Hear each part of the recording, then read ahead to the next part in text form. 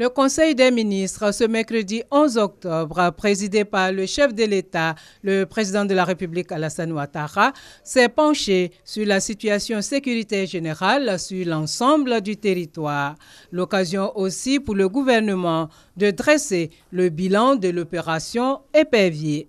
Le bilan provisoire de l'opération Épervier, qui est à sa 3e édition, fait état de l'arrestation de 8 grands trafiquants de drogue, de la saisie de 900 kg de drogue, de la saisie de 922 armes blanches, de la fermeture de 128 fumoirs, de l'interpellation de 2200 personnes, dont un certain nombre de mineurs, de la fermeture de 28 gares anarchiques.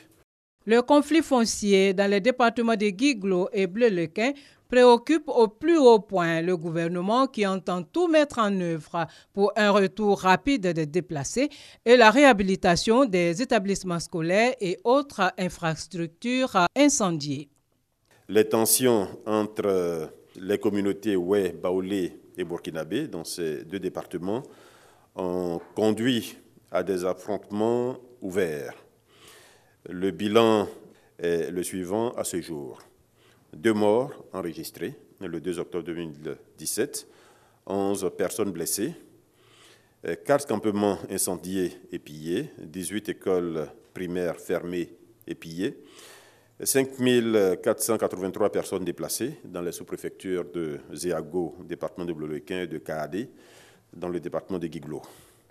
1500 déplacés ont pu regagner leur lieu habituel d'habitation à ce jour, après la signature d'un accord le samedi 7 octobre 2017. Nous pouvons dire qu'aujourd'hui, il n'y a plus d'affrontements.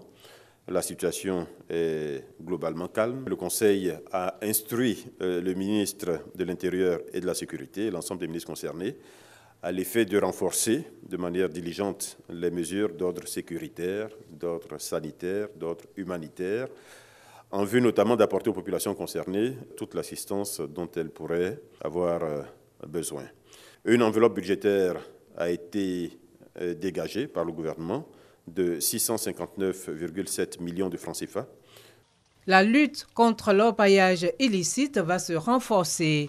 Le Conseil a ainsi adopté une communication relative au programme national de rationalisation de l'orpaillage et de fermeture de sites illicites. Cette opération de fermeture des sites illicites d'orpaillage s'est déroulée du 3 au 17 septembre 2017, conformément au renforcement du dispositif gouvernemental de lutte contre l'orpaillage illicite. Cette opération de fermeture des sites est à sa 4e édition.